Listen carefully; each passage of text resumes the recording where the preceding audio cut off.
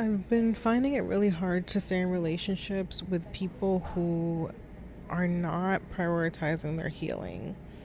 And I don't mean just going to therapy or only therapy.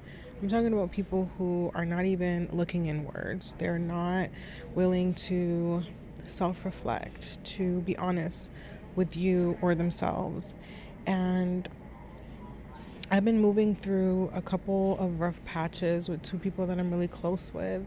And one of the hardest things about my own healing journey is not being able to tolerate this anymore. It's becoming painful to sit in this space of trying to communicate with someone who is not interested at all in healing their traumas. And I have a lot of compassion and patience for the people in my life and even strangers.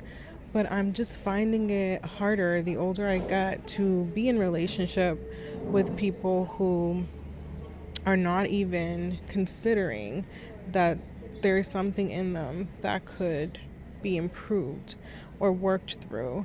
And it's kind of sad. I don't always know where to put these feelings.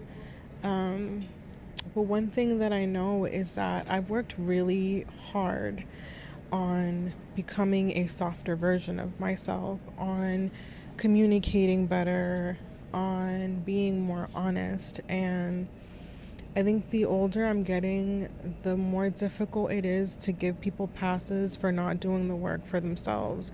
And it almost makes me feel like just taking steps away from those relationships, even when it's hard. And so I'm curious if any of this resonates, how you deal with things like this, and how this lands.